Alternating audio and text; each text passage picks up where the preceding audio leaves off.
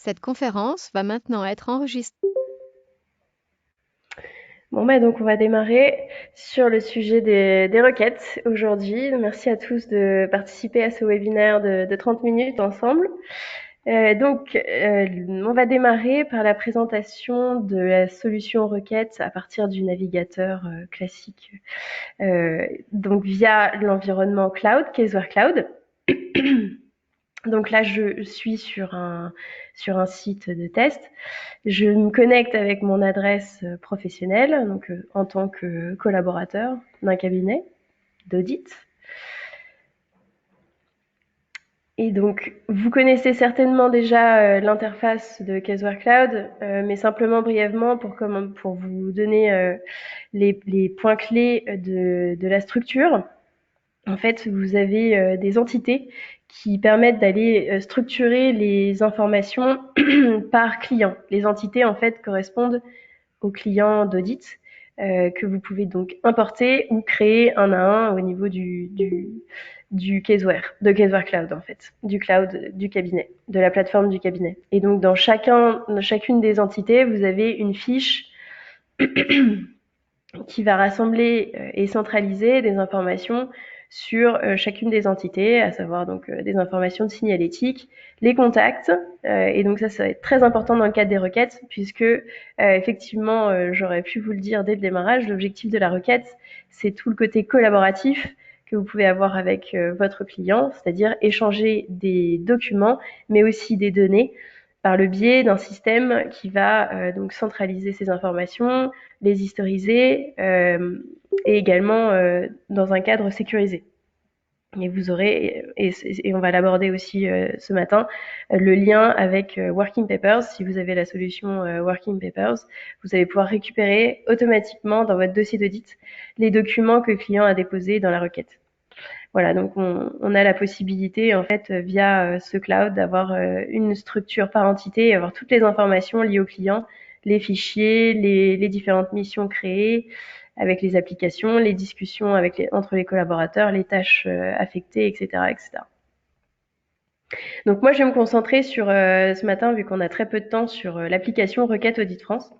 Donc, je me positionne dessus. Donc, si vous avez activé pour votre cabinet la solution Requête Audit France, vous allez pouvoir faire de même. Il apparaîtra dans le menu Burger, les trois traits ici, et vous pourrez donc par entité créer différentes requêtes. Puisque bien sûr, si je me positionne sur une autre entité, voilà, là j'en ai plein, vous voyez. Alors que si je retourne sur Newco SAS, ici j'en ai pas créé de base.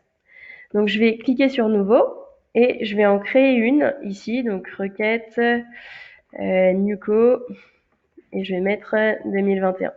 Je peux mettre une date de début, donc je vais mettre une date, hop, et puis je vais indiquer par exemple que je veux que ça soit terminé au 30 juin, tout ça. Donc moi, en tant que préparateur, et pourquoi pas Monsieur Laurence, en tant que réviseur de mes travaux, et je clique sur enregistrer. Et donc une fois que j'ai cliqué sur enregistrer, le fichier requête s'ouvre dans un nouvel onglet de votre navigateur internet. Là, vous allez pouvoir modifier des éléments. Donc là, en l'occurrence, je suis pas en 2020, mais en 2021. Donc je vais actualiser tout ça. Septembre, décembre, novembre, voilà. Hop, je l'ai raté. Parfait. Donc là, je pourrais changer le numéro si j'ai un numéro interne. Et puis ici, il reprend le nom de l'entité. Donc pour commencer, vous avez un certain nombre de listes de documents en exemple qu'on vous propose que vous pourriez utiliser. Donc ce sont des modèles, c'est-à-dire par exemple pour tout ce qui concerne la connaissance de l'entité, on va vous proposer une liste de documents que vous pourriez demander en fait à votre client. Et c'est surtout en fait des éléments de DP, de dossier permanent, comme vous pouvez le voir, renseignements généraux, renseignements juridiques, etc. Donc là, c'est plutôt dans le cadre d'un démarrage de dossier. Vous demandez tous ces éléments-là au client.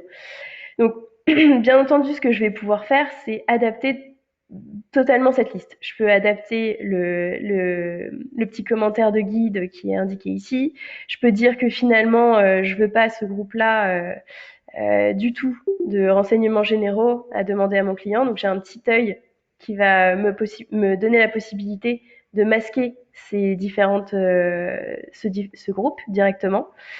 Je peux aller adapter aussi directement les blocs qui sont proposés. Je peux par bloc aller décider de les masquer. Vous voyez, donc là, l'organigramme juridique finalement, je le veux pas. Et si jamais je veux réafficher les éléments que j'ai masqués, je peux cliquer sur les trois petits points, voir tous les éléments, et là, vous voyez que donc il réapparaît avec le petit œil qui est masqué, et je peux lui dire, bah finalement, j'ai envie que tu sois bien affiché. Je peux rajouter des choses, et donc là, je voulais voir ça avec vous, puisque en fait, on parle souvent de requêtes de documents essentiellement, mais on peut aussi demander des informations au client type une date, un élément de texte, une question posée et en réponse vous voulez un oui/non. Et on a aussi intégré dans les dernières versions la possibilité de faire valider un document par le biais d'une signature électronique simple. Donc là, on n'est pas sur la signature électronique signe expert validée par la profession, etc. C'est effectivement simplement l'adresse IP qui va être validée au moment où le client clique sur valider le document, quoi. Donc je vais vous faire un exemple. Puisque là j'ai essentiellement des documents qui sont demandés. Donc je vais me mettre tout au début, comme ça, hop, voilà. Et puis je vais poser une question à mon client. Voilà, donc par exemple, ouvrez-vous le courrier. Hop, voilà. Et puis en question, en réponse, option de sélection. Voilà, option 1, oui. Option 2, non, par exemple. Et ensuite, je vais mettre, pourquoi pas, une date. Hop, quelle est la date de clôture des comptes? Et ensuite, je vais également intégrer signature électronique simple qui va me permettre de lui envoyer un document à signer. Alors, bon, pourquoi pas lettre de mission. Bon, ça peut être une première signature. Et dans ces cas-là, il faut bien entendu que je dépose un PDF. Il va vous demander obligatoirement un PDF. Donc là, alors, je sais pas si j'ai une lettre de mission dans dans tous mes petits papiers là. Hop, pourquoi tu moulines toi? Ouais, donc là, ça, voilà, c'est une facture, mais c'est pas grave. Hop, on va mettre lettre de mission et on va le glisser ici. Voilà. Et donc derrière, je vais envoyer si vous voulez, mon document requête en appuyant sur envoyer. Date d'échéance de la requête, donc je vais lui dire, bah, je voudrais que tu me donnes une réponse à ces éléments dans un mois, voilà, hop. Et puis ensuite, je vais ajouter l'adresse, excusez-moi, du contact. Donc, à quoi correspondent les contacts? C'est vrai que pour ceux, encore une fois, qui sont plus novices sur le cloud, les contacts correspondent aux clients, comme je vous le disais tout à l'heure, à la différence des collaborateurs qui sont, comme vous l'avez bien compris, les collaborateurs du cabinet, et donc ils ont un compte particulier avec des niveaux de sécurité totalement différents du contact. Le collaborateur a bien sûr par défaut plus de droits que le contact. Le contact n'a accès à rien lorsque vous le créez. Et c'est à vous manuellement d'aller dire tout document ajouté doit donc soit être accessible ou non au contact. Mais par défaut, il a pas accès. Donc là, je peux lui mettre un petit message à mon client. Bonjour, blablabla. Veuillez trouver ci-dessous le lien d'accès à la liste des documents nécessaires à notre audit, par exemple. Je clique sur OK. Mon document va partir, donc ça y est, et je vais me positionner maintenant à la place du contact. Donc j'ouvre un autre navigateur.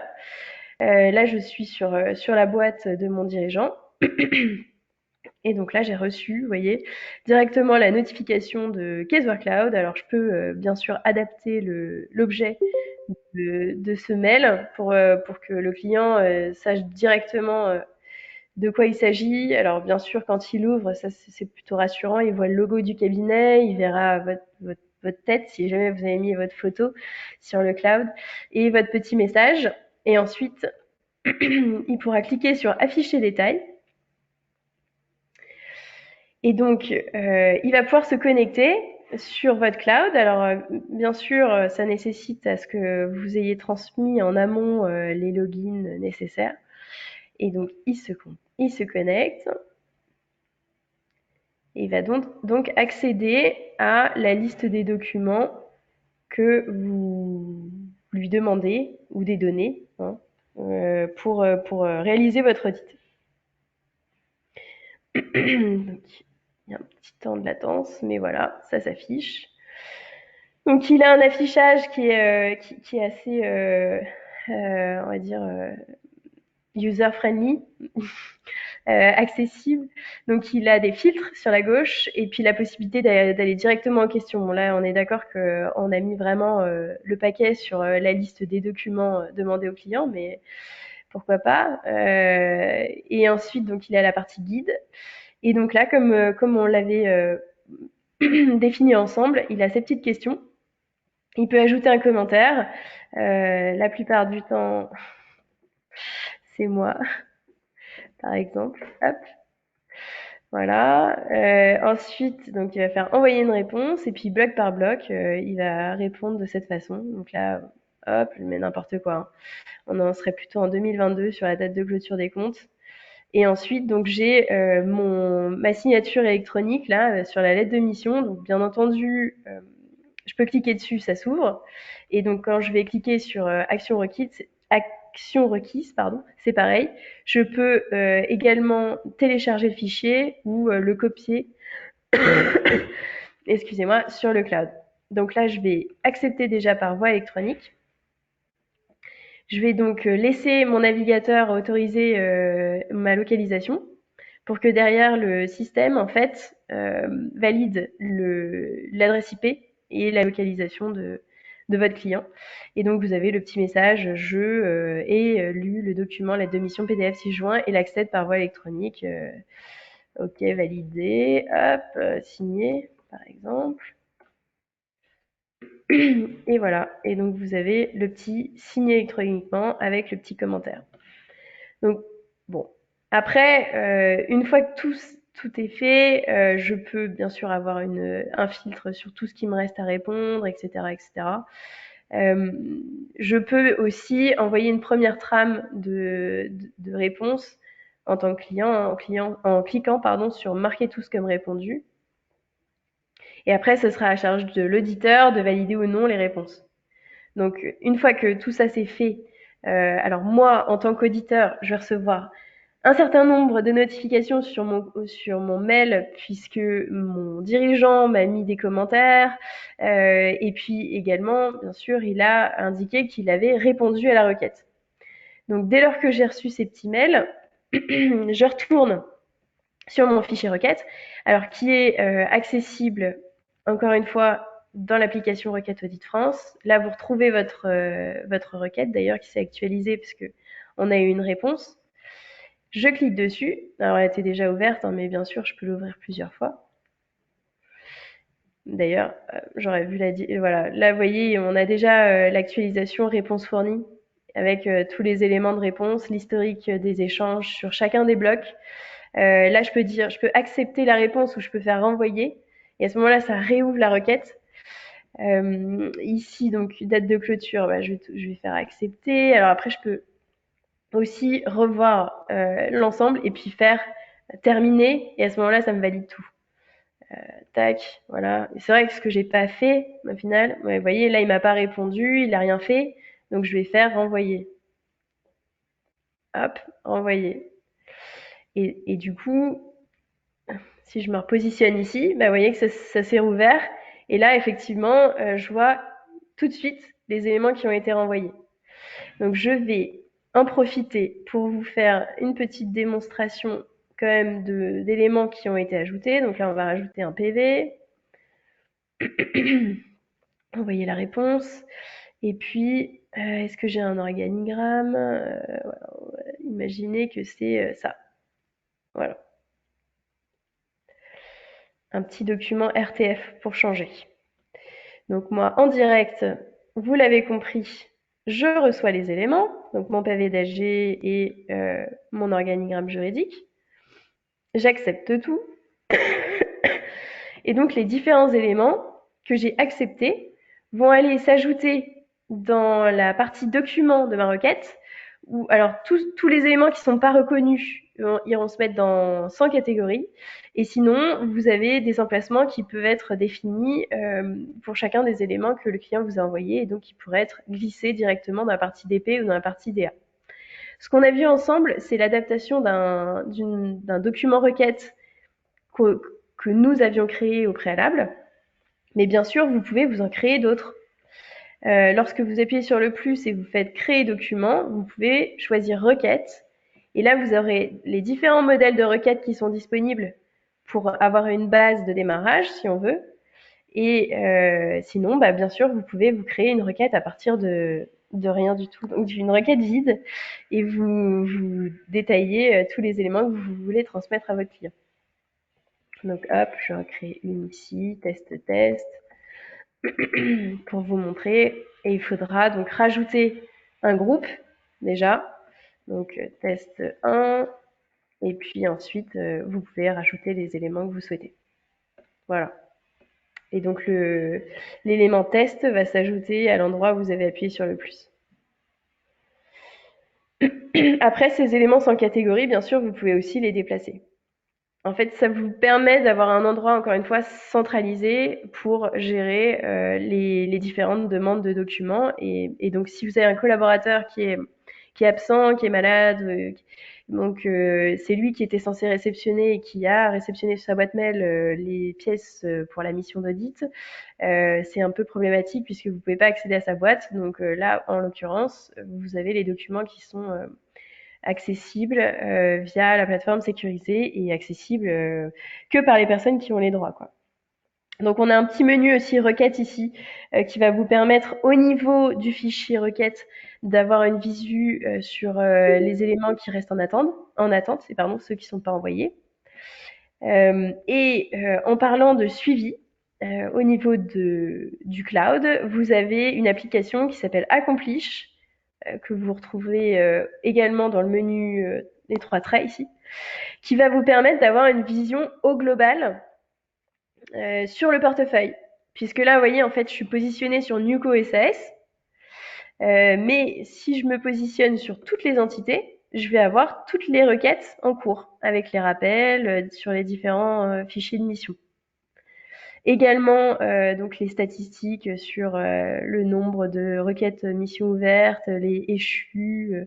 Donc j'ai une vision en fait en transverse au portefeuille qui est donc alors, avec un aperçu général, mais également je peux aller dans le détail sur toutes les tâches qui ne sont pas affectées, qui sont ouvertes, qui sont bloquées parce que je peux pas avancer. Enfin, tout ça, c'est lié en fait à l'état de la tâche.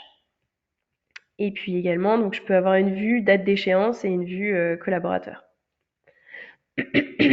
Voilà, donc ça c'est l'outil Accomplish est une application qui est très utile avec Requête, puisque ça va vous permettre d'avoir cette vision transverse dont on a souvent besoin.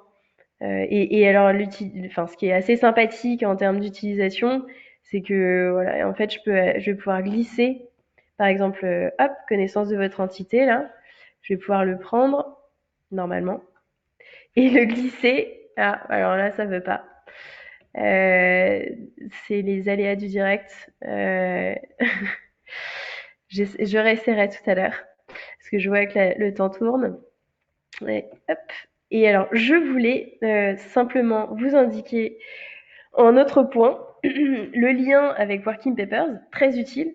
Si vous utilisez le logiciel Working Papers et que vous souhaitez faire le lien avec Requête, donc dès lors que Requête est activée sur votre cloud, alors bien entendu, il faut la version hybride de Working Papers. Donc dès lors que vous avez la version hybride et que vous avez demandé l'activation de Requête sur votre cloud, vous aurez un menu qui va s'afficher, Queries, ici, qui vous permettra de faire le lien entre un fichier requête et votre dossier d'audit.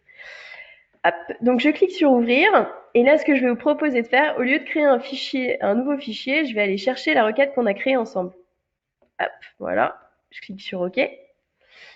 Et simplement, alors, tac, tac, tac. Ouais, c'est vrai que j'aurais pu faire un. Je viens de penser. On a une nouvelle fonctionnalité dans la version 152 de Working Papers. Alors, il y a une nouvelle version qui est disponible de Working Papers sur notre centre d'aide. Je vous inviterai à regarder dans Fichier aide pour voir la version que vous avez. Si vous n'avez pas la nouvelle version 152, vous n'avez pas en fait cette petite fonctionnalité qui permet de récupérer les fichiers qui ont été envoyés par le client directement dans l'arborescence dans un répertoire qui s'appelle fichier téléchargé. Parce que en fait, à la base, on était obligé de désigner un répertoire de réception. Je vais vous montrer. En fait, ici, j'ai un bouton recevoir qui va me permettre d'aller réceptionner directement les éléments que j'ai reçus de mon client, l'ensemble, et pas uniquement un par un. J'ai pas à valider un par un. Je vais faire en masse une réception. Et certains éléments, vous voyez, étaient sans catégorie ou n'avaient pas été positionnés en fait par défaut au niveau du DP. Ou alors, en fait, un autre exemple, lorsque vous créez des fichiers requêtes, à vous, euh, le paramétrage pour justement aller positionner ce document dans l'arborescence de Working Papers est pas disponible. Il faut le faire au niveau du modèle. Et donc, Caseware International a mis en place un système qui va vous permettre de réceptionner, vous voyez, dans un répertoire qui s'appelle Documents téléchargés, tous les éléments qui n'ont pas de paramétrage défini. Puisque, en fait, tous les autres documents, donc PV et questionnaire, ils sont allés se mettre dans la partie pièce client requête. Voilà, en l'occurrence, j'ai pas mon PV, mais alors ça va me permettre de vous montrer la troisième méthode de réception, c'est le glisser, tout simplement, qui est super pratique aussi.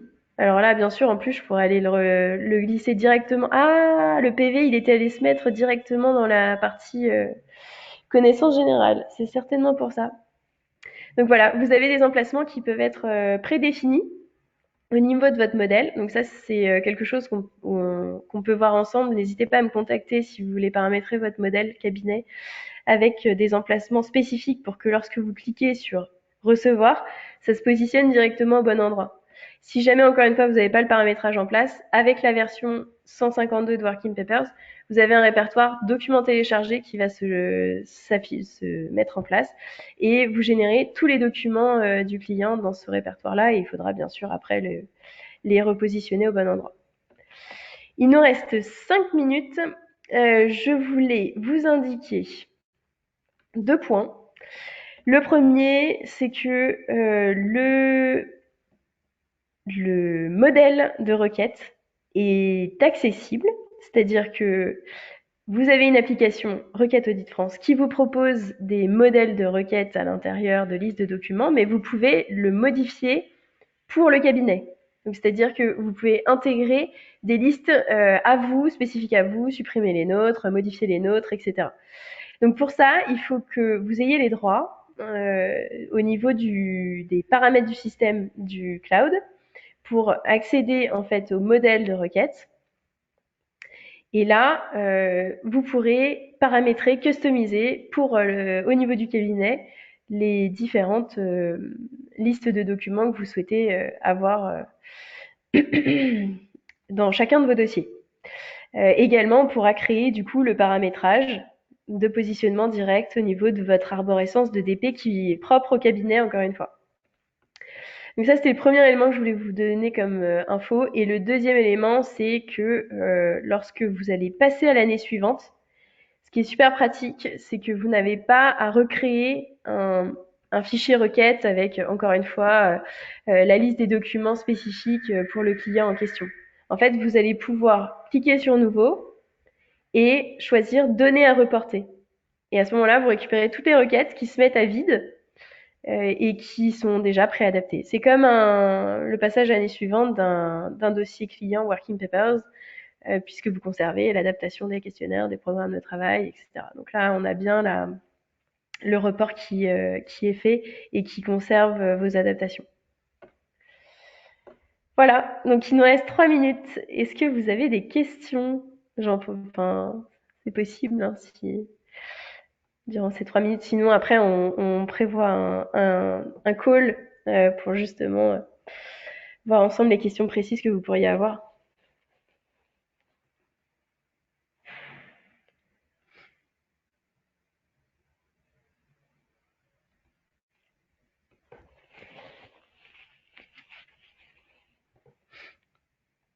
Tu voulais ajouter quelque chose, Fabrice?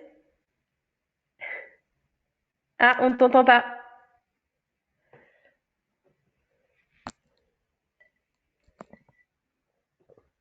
Tu parles là?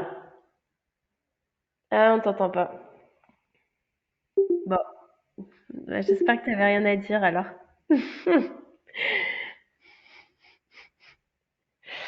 Bon, bah, très bien. Bah, si vous n'avez pas de questions, enfin en tout cas là dès maintenant, on va dire que le sujet a été couvert.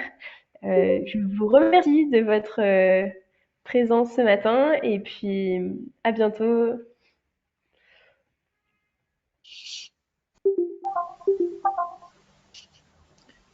Merci, bonne journée. Au revoir Amandine, merci. Merci, bonne journée. Au revoir. Beaucoup, au revoir. Au revoir.